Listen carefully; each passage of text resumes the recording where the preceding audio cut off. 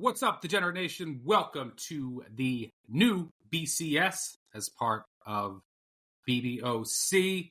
I'm Stuckey, and this is the Week 3 recap, Week 4 look ahead. Joining me, as always, are the other members of the new BCS, Collin Wilson and Brett McMurphy. If you're watching on our YouTube channel, thanks. And if you haven't already, make sure you subscribe. Help us grow that channel. Really appreciate it. Hit that like button too. That helps us out as well. And if you're listening via podcast, welcome back. If you're new, each and every week, Colin and I will have a full recap episode with our voicemails. That comes out Monday morning. And then early in the week, myself, Colin, and Brett get together and talk some more high-level, broader topics with a betting spin. Gentlemen, how goes it, Colin? I'm just here for the segment where we ask Brett if somebody's going to get fired, and he gets upset because Mike Norvell went undefeated last season. There's no way he's getting fired, so I'm waiting to see what coach we throw out today because there's a couple of them that have had a very piss-poor resume up to this point. I mean, Brett, what's the record where he is actually in jeopardy? No record, he can go 0-12? Yeah, because they have like $80 million they'd have to pay him. And by the way, Colin, you're referencing when I was asked by Charlie about Dabo Swinney. I think there's a little bit of a difference between Dabo Swinney being on the hot seat and anybody else.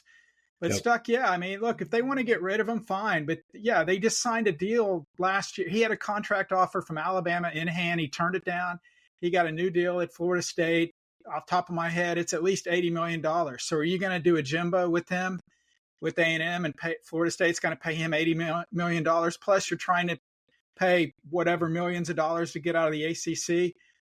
Yeah, I just don't see it happening this year. They're going to be frustrated. They're going to go crazy. In my bowl projections, I don't have Florida State making a bowl. That is insane.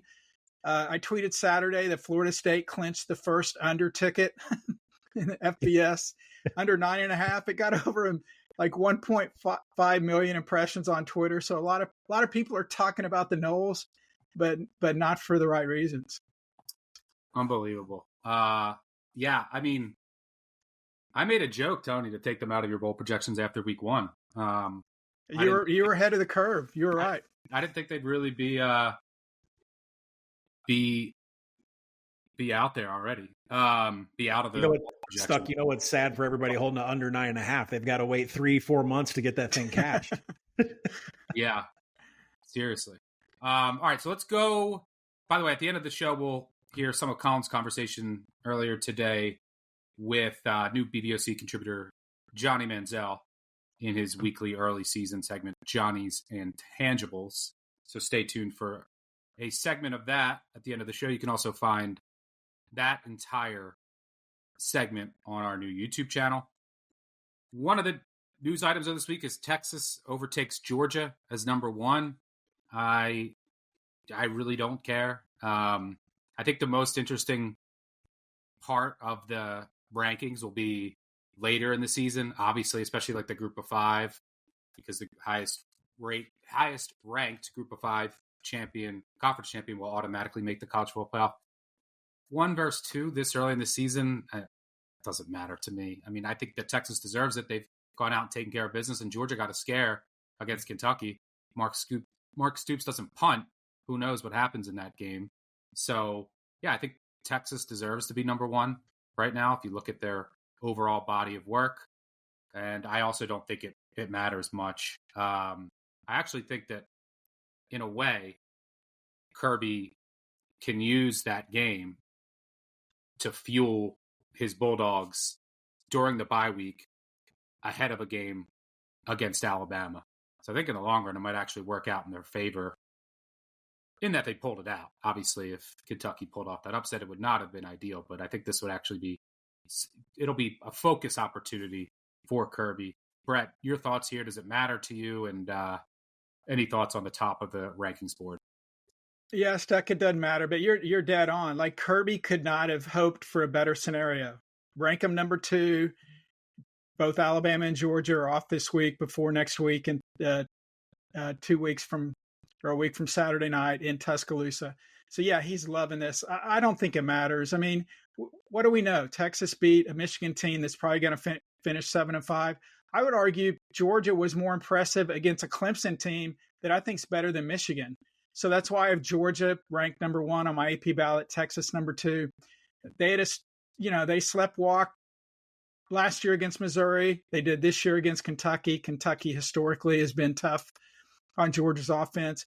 But yeah, now we have what's funny is in the offseason, I did a interview, I forgot who it was with, and somebody basically asked me, would it be smart to put some money on Arch Manning to win the Heisman?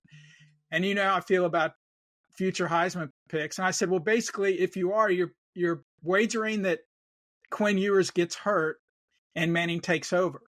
So if that person went ahead and put the money down, he's certainly got some monster odds. And I don't think Ewers' injury is long-term, but with him out Saturday night in Austin, who would have ever thunk it? We have a showdown between Arch Manning and General Booty. General Booty. Must-watch TV. Leading the undefeated Warhawks of UL into Texas. The one point I want to bring up, Colin, before I ask you about Arch Manning, is I did take a little bit of UL Monroe at 45, plus 45. I'll probably get a better number live, so I didn't bet it that big. But I think the difference from just a betting perspective when it comes to Texas is before you had Quinn Ewers, and then when he went out, Arch Manning came in. 2 guys that have been near the top of the Heisman odds boards this year. They have 2 of them at quarterback. So you never really got a breather if you're the other team that's overmatched. Now, not only do you not have Quinn Ewers, you're going, once you have to take out Arch Manning, you're going to a freshman who doesn't have much experience or the same pedigree as both Manning and Ewers. And you probably have to be maybe a little more cautious with Arch as far as when you pull him, because with Ewers already hurt, SEC play coming up, you don't want to risk having both of those guys hurt. So that's one. And the Warhawks, we don't really know much. I mean, they did dominate UAB, and old UAB covered it in the first half against Arkansas, as Colin knows all too well from the voicemail callers. We still don't know too much about them as a complete reset, but they do look a little better, and they're just going to run the ball a ton, trying to shorten that game. So I'll probably regret it, but I took some UL Monroe. But Colin, thoughts on Arch Manning so far? Is he legit? And would you? I mean, the Heisman move is crazy to me. Yes, if you took a long shot at him, like, what, I don't know, 300, 400, 500 to 1, it was probably what it was at. Great, it was worth a flyer. But like, he already doesn't have a couple games. I assume he's not going to start every snap the rest of the way. Ewers could get it's already gone. It's not worth looking at his Heisman price now. But what are your thoughts on Arch? Well, first off, you're already getting agreement on ULM in the trash segment on Thursday. Just, spoiler alert for everybody, because ULM has played really good football. They haven't been at this level in quite some time, what they're doing in their box score. But as far as Texas is concerned with Arch Manning, there's one thing that I just cannot get past. This Texas team is very light on depth at the running back position. So their ground game has struggled to build something that is an elite level top 25 type rushing attack, like they had a couple of years ago with Bijan and Roschon. But now you look what Arch Manning did with that zone read play where the UTSA defensive end bid on it. Arch took off for a 67-yard run. Now, we can sit here and ooh and gawk about how fast he ran because we've never seen a Manning run that fast. But he went for 67 yards. I went and I looked at Quinn Ewers' numbers. The longest rush he's ever had is 30 yards. And in his career, he has negative yardage on designed run calls, which is zone read. So now Arch Manning, all of a sudden, based on this 67-yard run, which he read perfectly, absolutely, he gives another element to this Texas offense that they don't have with Quinn Ewers. So if he can match it from a passing perspective, it makes them a lot better. It makes their ceiling a lot higher. But knowing what I know about Steve Sarkisian, it's probably going to be, political. It's still Quinn's job, that kind of thing. But I think they have a higher ceiling with Arch, and that added dimension of running zone read just brings a whole new element to Texas football. Yeah, especially with some of the depth concerns at running back. That's a great point that you raised. So we'll keep an eye on that quarterback situation. It's definitely going to be a question the rest of the way when Ewers gets back healthy. But let's stay in the SEC. It still feels weird for me to say. I'm still getting used to the fact that, like, this past weekend, Virginia, Maryland, that's an ACC game. That's an ACC game to me for the next until I die. I can't look at that and be like, wait, it's not an ACC game. Now I got to get used to transitioning from Texas in the SEC to staying in the SEC.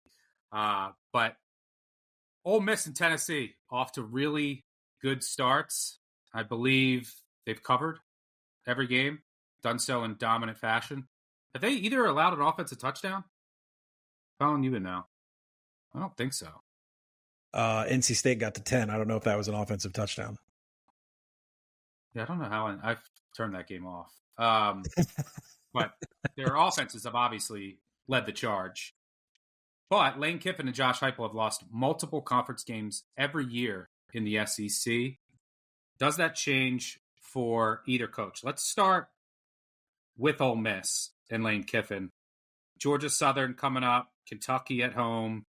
They go to South Carolina. Maybe a tricky spot. Then they go to LSU. They host Oklahoma. They go to Arkansas, Colin. Then they host. That's a good spot for the Hogs because if they're Ole Miss undefeated, they'll have Georgia on deck. Then they're at Florida and home against Miss State to close out the year. Do you see 2 conference losses on there? Colin, I'll start with you. I don't see 2 conference losses on there. Ole Miss was a huge benefactor of the new SEC scheduling. Just night and day beyond what they had last year, and their talent has grown to be an elite level. Now, Tennessee, and you and I will talk about this on Thursday, that secondary that got wiped on the 2-deep has not been tested yet. At least with Ole Miss, I know that they've got an elite player at every position, at every level on both sides of the ball, and an easier schedule from here on out. You look at Tennessee, it's not the same, right? They have Alabama, they have Georgia on the schedule. I mean, Ole Miss to me is the team. They're playoff bound. I mean, they're the only ones that can take themselves out of the playoff race. Well, Tennessee goes to Georgia. Mm-hmm. Ole Miss hosts Georgia. Right. Tennessee will also host Alabama. And let's see, they go to Arkansas, host Florida, host UTEP, Miner Nation, what up, go to Vandy. I guess the most reasonable losses for Tennessee would be Georgia and Alabama. And they're at LSU, this weekend, right? At Oklahoma. Everyone is just already marking Tennessee down as a winner there. Oklahoma has issues on its offensive line. But that won't be an easy game. First SEC game. That Oklahoma defense is legit. Nico's first true hostile environment. We'll see if Oklahoma can get enough protection. If they can, I think they need to start using a little bit more motion too, because the Tennessee secondary still hasn't really been tested, and that's the biggest question on that team. Oklahoma's dealing with a lot of injuries. We'll see how healthy they are. I like Oklahoma over touchdown. I just can't get to that number. Colin, do you have any thoughts on that early number?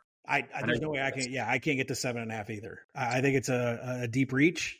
I mean, I'll say this as we're recording this. I'm writing this for Action Network, and it is a monster task to find out if the Oklahoma secondary can give a stiff arm and keep those Tennessee wide receivers out of sync. And then on the other side of the ball, can Jackson Arnold pick it up and attack this secondary that has not been tested for Tennessee? Those are the big questions. You have to do a deep dive analysis. It's a little film study to get to the bottom of that. But if the Sooners can get into that Tennessee secondary, they can cover this number at 7.5. I think it's a great number. Plus, does Josh Heupel, if he gets up by 3 scores, does he take his foot off the pedal? I mean, Heisman runner-up, national champion. I know Brett's shaking his head, but you're not going to put 35-42 up on your alma mater. He didn't even want to talk about this game at SEC Media Day. Okay, so I mean, I can't wait. It's a fascinating game. A fascinating game. He was fired at Oklahoma. Okay, it's his alma mater. It doesn't matter. He was fired by Stoops. Him and Jay Norvell were let go. He was fired. That's the lasting memory for Josh Heupel. So yeah, I don't think now, right? Like it's not really. Well, that's true, but still, it's Stoops is still a big person. He's still a legendary figure there. I mean, look, I don't think he's going to score 100. He's not going to score 100 like he did last week. But I'm just saying, I don't think he's automatically going to run fullback dive, to keep it down. It's funny when you guys were talking about this. it's, to me, if you take out the team names, it sounded like you were describing Texas and Michigan. And I think Tennessee's just too strong for Oklahoma. They're in the bottom 20 in yards per play. Obviously, this is going to be an insane game. Tulane, some kicking woes. That one could have been a lot closer. Barely got by Houston. Temple, we've talked about, I think Temple just committed another turnover. So like we have this body of work, yet because it's Oklahoma, it's like, well, wait, they're going to right the ship suddenly and everything's going to be okay and it'll be tougher. I don't think so. I'd lay the number. I'd prefer to get it 7 or less. I don't know what it is as we're taping it right now, but it popped in my mind when you guys were kind of breaking this down. It kind of sounded like the Michigan-Texas breakdown. It doesn't mean this is going to be the same result.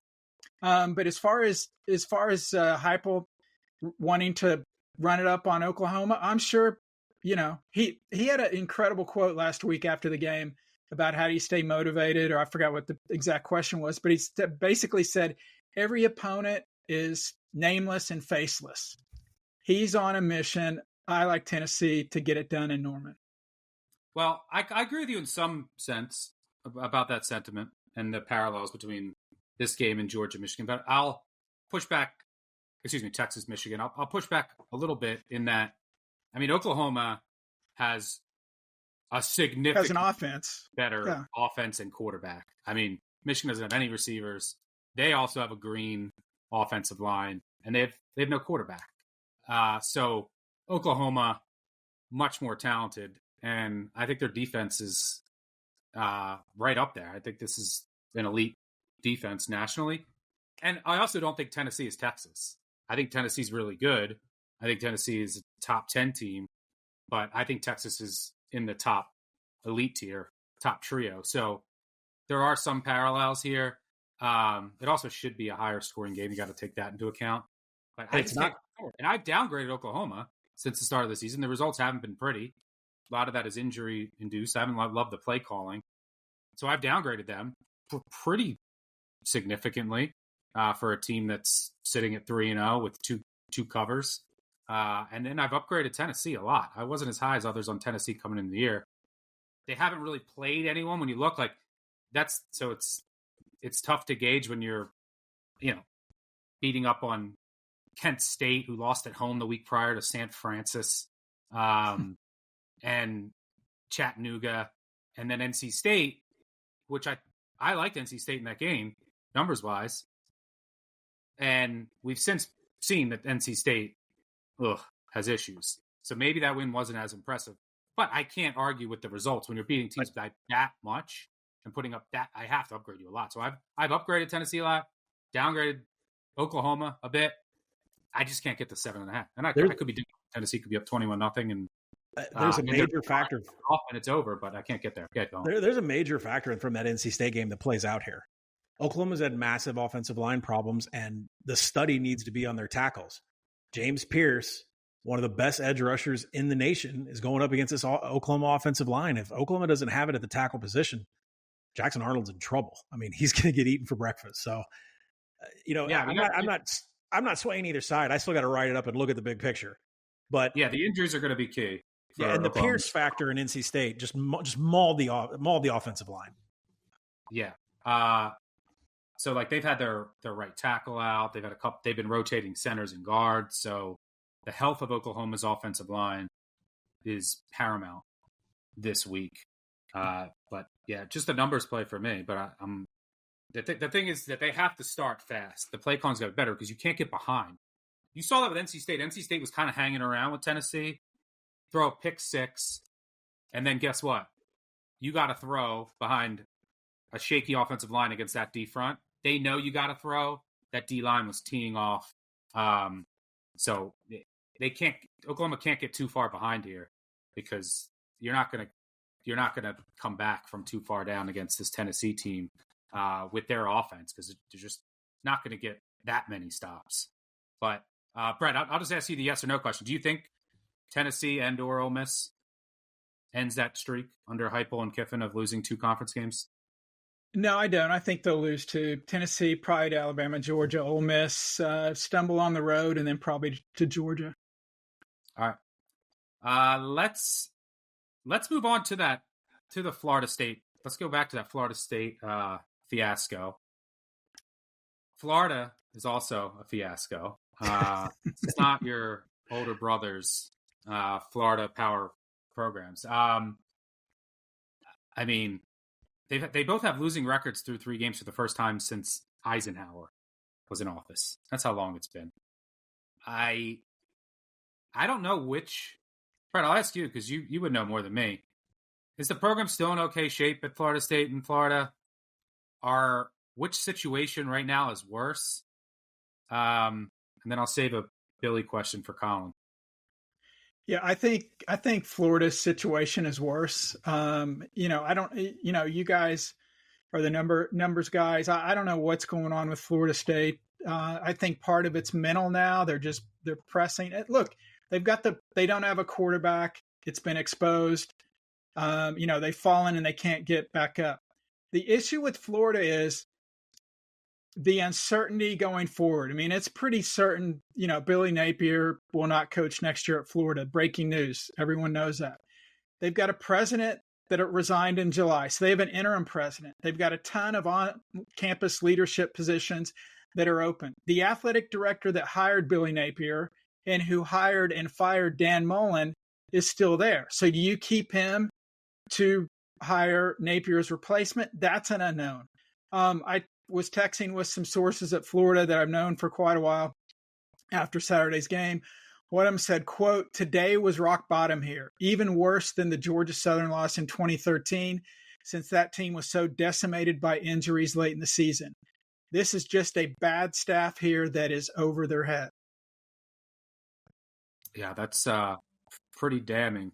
And I can't imagine Florida still has 5 a legit elite teams still left on their schedule. Yeah. And I'm curious to see does the swamp even fill out for some of these remaining games? Because I can't imagine there's much enthusiasm left there or in Tallahassee. Well, Stuck from a numbers perspective, when we put out our power ratings yesterday, we had this Mississippi State game at 5.5, which Florida is favored. Should be interesting to see if they show up. After that, it's a pick'em game with UCF next, and then that's it. Underdogs the rest of the time. And we know that 5-game stretch at the end of the season, it's not even small underdogs, right? Georgia, Texas, at least 3 touchdowns. So you had your chance to win games and get over that win total of 4.5 was where it closed. Open 5.5, got down to 4.5. That window is passed. And I know athletic directors don't look at that, but there's just a lot of decisions that need to be made here. And I can't imagine they just stand pat with the cards that they have in their hand. Well, is Group of 5 football better with Billy Napier in it? I think so. That's where he belongs. Maybe he goes to South Florida after Alex Galesh moves on to a Power 5 program, Power 4. Brett, I don't know if you have any thoughts. I know that you just mentioned you were talking to some people close to the Florida program. You don't have to say a specific name, but what direction should they go in? Was it a mistake to move on from Mullen? I know the recruiting went down, but now looking back, it's kind of wish we still had Mullen. But what direction do you think, or would you suggest they go in? Should they try to get a young up and comer from the Group of 5, and do they need someone that's already established, a big name to come in to kind of juice up the fan base? Where do you think they will or should go? Yeah, Stuck. I don't think it's any big secret. The boosters at Florida want Lane Kiffin. The problem is is that a downgrade? Do you think to go from Ole Miss to Florida? No. Yeah. As far as fan support, resources, all that stuff, no, it's not. Okay. You're in the recruiting in the state of Florida. The issue is, we talked about Ole Miss, playoff chances or whatever. If Ole Miss gets the playoff as expected, if you're Florida, are you really going to wait until a coach finishes his playoff run? I mean, that we could be getting into January. You totally lose the signing period. So that's the unknown in this whole deal. I've seen Drink's name linked also as a possibility. Stuck, I think they're past trying to get a hot G5 or G6 coach. They realized they tried that with Napier. It didn't work out. Everyone that I talked to said the guy's a great guy. He's a good guy. They thought it would work out, but it just didn't. That stuff happens. Look at Scott Frost at Nebraska, for example, 1A, for a coach we totally whiffed on. So Stuck, they go for a power conference head coach, and you look at the history of the SEC. The SEC loves hiring existing head coaches at other SEC schools. So the unknown is if Ole Miss is having a nice season and goes deep, Kiffin certainly is not going to resign in the middle of the playoffs to take another job. But that's the guy who is clearly number one on their list. But kind of making it a little bit trickier is when or if Florida gets rid of the athletic director, do you wait for the new athletic director to come on board to hire the new coach? And or will the interim president make that decision? I'm told right now he's pushing back on that. So are they going to wait till they get a new president? That's why things are so uncertain on what's going to happen at the University of Florida right now. Yeah, I mean, the good thing is with Kiffin, like when you do get him, if you do get him, then he doesn't have to rebuild an entire program in today's. Oh, he'll portal to death. Yeah, he does that every year anyway. Overnight, yeah. So that is the good thing, at least. I don't know if I'm Kiffin. I mean, money at the end of the day, money's going to talk. But if I'm Kiffin, you're making a ton of money. You're in a good spot. You have this Ole Miss program up and coming, and there's just not as much expectations, I don't think, overall than at Florida. I don't know. At the end of the day, money talks. But I might just stand pat and wait for a bigger job than Florida. Does that ever happen? Does Alabama or Georgia ever go to Lane in the future? I don't know. How long is it going to be until they actually have an open head coaching job too? That is a question. But Stuck, don't you agree Florida's a better program than Ole Miss? Yeah. I'm not talking about win-loss record. I'm just everything encompassing the programs. I agree, but it's definitely, and Lane's part of that, but it feels like it's shrinking the gap. Isn't your dating pool better at the Grove than it is in Gainesville? Yeah, Lane does have to. Well, both are. That's the case. He never would have left USC. Yeah, that's true. Maybe Lane to Tempe. There you go. Maybe Kenny's only standing there because he doesn't want to get fired. Yeah. So that was a great clip. Collin, how if you put yourself in Lane's shoes, are you enticed by a Florida offer, or are you staying? Me personally, I would go because the ambition, the chip on the shoulder that I know that I carry every day, being from the poorest state in the nation, I would take it. But if you're coming to Florida, you have to accept the fact that you have to be able to handle the transfer portal, which you can. You have to be able to handle NILs, which you can. You have to be able to dominate other schools in your state. I mean, this is not just Miami and Florida State. UCF is now Power 4. South Florida is challenging, Power 5. How long until they're brought up, up the ranks out of the minor leagues into the big boy show? This is a highly competitive. He would be going from a 2-school state, which one, the one he's going up against is pretty down, to just a sea of sharks. So what is it inside of you? Do you have the ambition, the chip on your shoulder, and enough sleep in the tank to go take this job? Because that's what you have to succeed there. But you have more. I would say you have more recruits divided by those 5 schools in Florida than you do divided by those 2 schools in Mississippi. True. And take the coach out of it.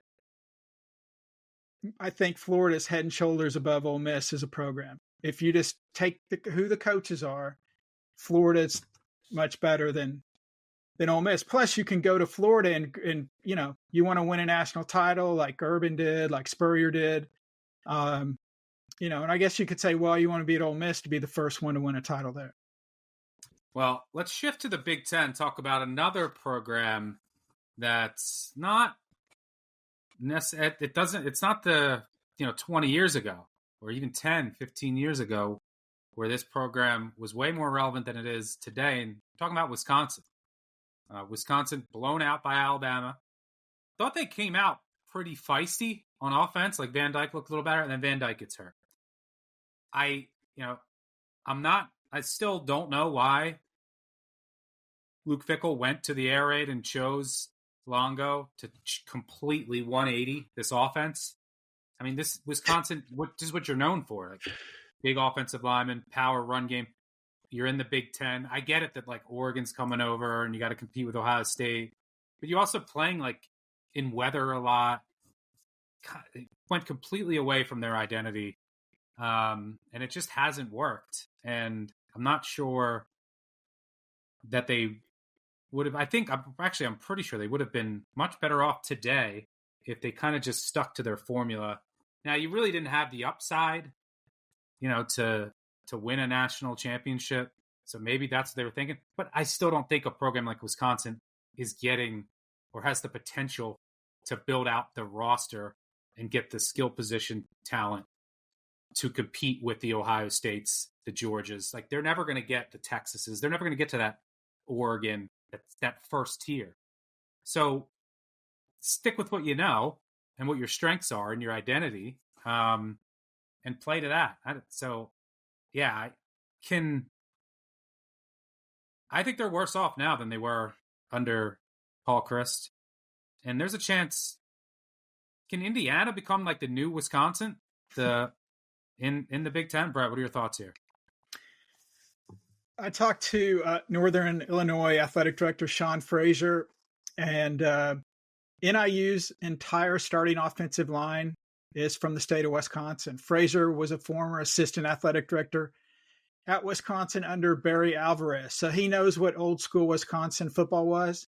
Frazier told me, Brett, we look more like Wisconsin than Wisconsin does. And I think that's pretty telling. And you nailed it, Stuck. You're trying to put a square peg into a round hole. And, people wanted Paul Chryst gone. All he did was win 72% of his games, 6-1 in the bowls, 3 New Year's Six games. But, the grass is always greener. And now they're doing this, new up-tempo with Longo. They're going to pass more. As we're taping this on Monday night, news came out that Van Dyke is out for the season for Wisconsin. That's certainly not going to make things easier for the rest of the year. Indiana, cash your tickets. Colin and I at Big Ten Media Days, and Cignetti talked a lot of noise. But you know what, Stuck? He is backing it up so far. But do you know what the big difference? You know what the big difference is here? Indiana has an identity. They know who they are. They know their players. They know their roster, and they go out and they execute. This is all on Luke Fickell's shoulders completely. They are much worse off. When Paul Chryst was there, they had an identity. They were going to line up 3 tight ends, and they were going to boom it up the middle with running backs that were 300 pounds, and you're just going to have to try to stop it. So what does Luke Fickell, what does he do, right, on offense? I'm going to go get Phil Longo. That Phil Longo offense looked great at Ole Miss when you got DK Metcalf that can essentially dunk on a 12-foot goal. Or he went to North Carolina and he's got Drake May running it to exclusive athletes on the outside. When Phil Longo can run 20 seconds per play to some of the best athletes in the nation, it makes that offense look tremendous. Stuckey and I just talked about this. For those of you who didn't listen to the podcast last week, Wisconsin brought Longo in, and last year they ran all 10, no 12. That's no tight end sets. This year, 35% they're running 12. They're lining up 2 tight ends on 35% of snaps, and they've run 0-10. It's not Longo's offense anymore. They used to be 20 seconds per play. Now they're 27 seconds per play. Longo is just up there holding a clipboard or a marker or something because he's not in charge of this offense. I don't know who's making these decisions on formation and personnel, but they are lost. And they're lost because Fickell said, I'm a defensive guy. I'm just going to get what looks good on paper with the offense and bring them up here and think that I have the same athletes on the outside. He just, even at media day, Brett, he wouldn't say like what the real problem was. And finally I got him to choke up and say, we just didn't have what we needed on the outside to create separation on explosive plays. Duh. You can't run Longo's offense without those players. This is all Fickell's fault, and they're in worse shape than they were under Paul Chryst. Yeah, if Fickell stayed in Cincy, Wisconsin, I think, is better off today. Cincy is also better off today. And Satterfield should have just become an analyst somewhere. Got the victory bell. Got the victory bell last week. Yes. Can I get odds on the Northern Illinois AD becoming the new Wisconsin AD? Is that going to happen, Brett? Not anytime soon. They got a guy there. All right, before we get to the sources stumper, quick Big 12 thoughts. Looks up wide open. Utah versus Oklahoma State this week's a big one. Kansas State will travel to BYU, trying to take care of business in Provo. Iowa State. I mean, there's a number of teams that you really could mention here as in the running. I'll throw my Iowa State hat in the ring, mainly because I'm biased and I'm stubborn, and they're my preseason future. But you can make a case for a lot of teams here. Collin, as of right now, where are you looking? Yeah, I mean, I could sit here and pump my chest that the UCF conference futures are a lie, but it was a 1-point game. And frankly, I think most of these games are going to be a field goal, 1-possession game. So really, when you look at remaining strength of schedule, which is what you probably want to focus on if you're looking at the Big 12, you want to find the worst one. It's definitely not going to be Arizona State, BYU, Colorado. I'm trying to find the easiest. Baylor's got an extremely easy path here. UCF and Kansas State, they all have the easiest remaining strength of schedule. So, by that standard, you think UCF and Kansas State are in the driver's seat, but I think we have a lot of 1-possession outcomes in the final minute of the game in this conference, which is why all three of us have said this is the conference of chaos. No national champions, but it's going to be the most fun to watch, and we just had that proven with TCU and UCF. And a bye. A bye is the reward. Yeah. Brad, are you going Homer Town here? No, but what I mean, like you guys have said, there's probably like 8 teams that we thought could win the conference. I would remove Arizona and Kansas from that list. Both of them. West Virginia. I thought they weren't initially on my list, Colin. They were on yours. They weren't on mine. They could be removed. Stuck will know about my pokes in the next 2 weeks. Utah and Kansas State back to back. Oklahoma State should have lost to Arkansas. They didn't. Oklahoma State's Colin, have you ever lived in Utah? Because Oklahoma State has beat and covered against Arkansas and Tulsa the last 2 weeks. Please tell me you lived part of your life in Utah, and I'll put it all down on the pokes. I had a 3-month contract in Salt Lake City. If that counts, then there we go. Do it okay. Cowboys by 1,000,000. So Stuck, I don't know. Look, Ollie Gordon's not running the ball. They're trying to get Bowman to beat him through the air. So far, he's had great success against Tulsa, so success against Arkansas. This Utah game will be incredible. I'd argue two of the best or the 2 best games will be in Oklahoma Saturday. Tennessee at Oklahoma, Utah at Oklahoma State. I'm being told Rising will return this week. He'll be back. Had stitches on his ring finger on his throwing hand, so he'll be good to go. I think this will be a nice matchup. I wouldn't be surprised if Utah won. I don't think Oklahoma State's, this sure play here. I actually think maybe Utah may win this game. I've had Utah ranked on top of the Big 12 as far as my AP ballot all season. But, like Colin said, every game in this league is going to go down in the final minute. So it's like the old NBA days. Turn on in the last 2 minutes because that's when the game's going to get decided. Is any news on Rising? Should he be good to go? Yeah, he's I've been told he's expected to go. I don't have an update from what I reported last week, but all indications are he will go. Yeah. That would explain our line movement from Utah +3 to Utah -2 in the last 4 hours before we started recording this. So yeah, we'll break that game down later in the week on our podcast and our live show, 10:30 a.m. Eastern this Saturday. Can Oklahoma State get Ollie Gordon going? He's had a disappointing start to the year. Alan Bowman was terrific last week, but I think if Gordon has, a huge day like he's capable of, that'll go a long way in helping Oklahoma State's chances of getting that victory. All right, before we go, we have a sources stumper from Mr. Brett McMurphy. As always, Brett, what do you got for us today? Here we go. Sources Stumper, America's favorite game show. Stuckey, you've got a 4-3 lead over Collin. This week we have 5 answers. Collin, since you're behind, I'll let you go first. Pretty simple question. In the past 2 seasons, only 5 coaches have taken their team to conference title games. in each of the last 2 seasons. 5 coaches have done that. Collin? Chris Kleiman. Incorrect. Stuck?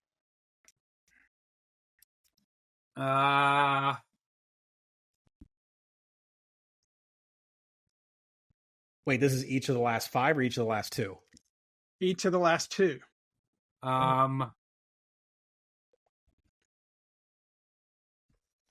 Do they not go? How do they not? I mean, Kirby Smart? That's one. I mean, Collin? Does Jim Harbaugh count? No, because I'm sorry, active coaches. That doesn't count as a guess. Okay. They are active coaches. They're still coaching. They're still head coaches. Was Kirby Smart a yes or a no? Kirby was a yes. Yes. That's one. All right.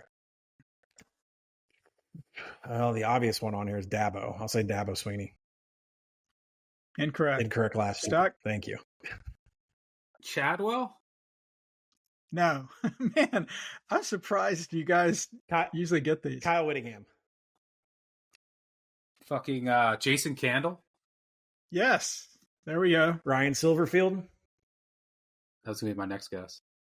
No. You guys cover college football, right? Oh, man. But you know what, Brett? Some of these conference championship games are a joke. My next guess is a guy that, or I'm sorry, my next guess. Well, it's going to be a guy that gets blown out. It's Stuckey's guess. The question's simple. It's just you're distracted or something. Stuck? So we only have Smart and Candle? Right. Yeah, when I don't tweet the answer before the show, it's a little bit harder, isn't it? Sean Clark? Collin, you're up. Kirk Ferentz. Oh, my gosh. What? They're in Indianapolis? Haven't they been 2 of the last 3 years? Stuck. 2 consecutive, the last 2 years. I'm working on it. Oh, my God. Some of these conferences have changed so many times. I mean, you can't say Boise. They have a different coach. I'm giving that away. I mean, this is tough. The question is, in the past 2 seasons, only 5 coaches have made 2 conference title games. Who are the coaches? They are all currently head coaches. Stuck? DeBoer?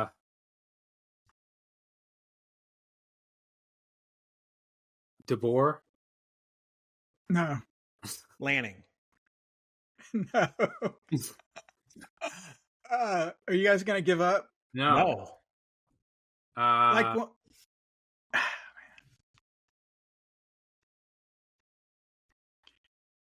There's 3 coaches left. 2 coaches have something in common. The third coach. Oh, I don't want hints yet. Okay. I mean, so it's not Big 12.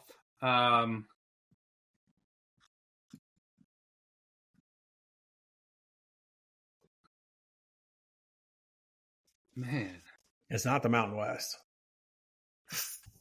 5 coaches have made 2 consecutive conference title games. Dating the last. Who are the coaches? I mean, we'll get the coach. We got to get the team. I don't know. I'm pulling up teams again. Stop what you're doing right now and subscribe to the newest college sports YouTube channel. College football is around the corner, and the new BBOC channel is your destination for betting on college sports. Interviews with former college athletes and other topics such as College Football 25. Subscribe now and get in on the action. I mean, I always forget Conference USA, but that was Chadwell and Kill last year, so it wouldn't be Conference USA. Big 12, let's cross off conferences. Big 12 last year was Gundy and Kleiman. They didn't go the year before. It's not the Big 12. Well, that's the thing. The year before was Kleiman and TCU. That's why I'm shocked. Yeah, so it's not Big 12. Well, why is it not Big 12? Did Kleiman not go last year? No, it was Oklahoma State, All right, Texas all right. last year. All right, so they're out. Yeah. Mountain West is out. Mountain West is out. SEC last year was Georgia, Alabama. Saban's no longer there, so it's not. Saban's gone. You said Kirby. Got the MAC. ACC last year was Florida State, Louisville. Is it Brom? Brom won? Jeff Brom. There you go. He did it at Purdue and Louisville. Okay. Well, Collin, you're up. You only have a couple conferences left. Rhett Lashley. Stuck. This could be a Hawaii 5-0 sweep. All right. So we're done with Conference USA. We're done with Big 12. Done with MAC. We're done with SEC. We're done with ACC. Pac-12 last year was DeBoer and who was and Lanning. So wouldn't be either of those two. So we're done with the Pac-12. 1, 2, 3, 4, 5, 6.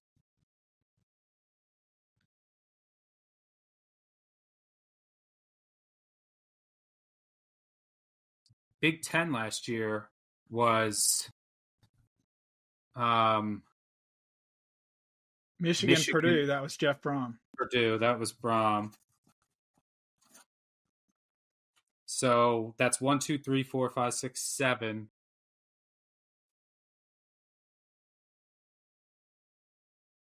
And we said it's not the Mountain West? It can be. Spencer Danielson was at Boise. He wasn't there the year before. UNLV didn't make it the year before. Can't be. Okay, so it's got to be Sun Belt. And, Sun Belt. It's Tulane's coach. Summerall.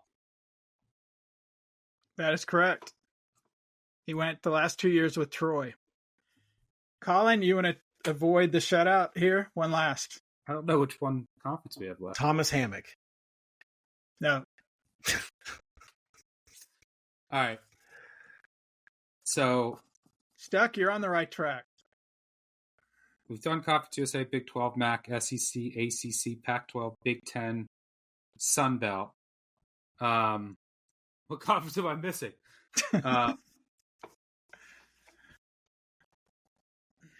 American. The American.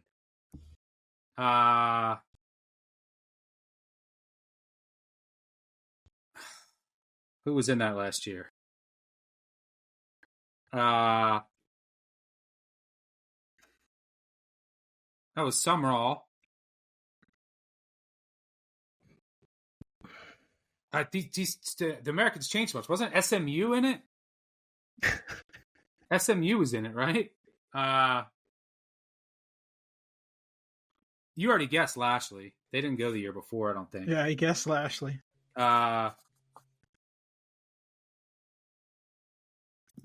What is it? So is it Houston? Fritz. Is it Fritz? Willie Fritz.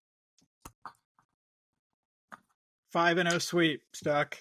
Yeah, that was hard because the conferences have changed and the coaches have changed teams that right. So right, 5 coaches, only 2 are at the school where they made the trips. Kirby Smart, Jason Candle. Summerall did it twice at Troy. He's at Tulane. Fritz did it twice at Tulane. He's at Houston.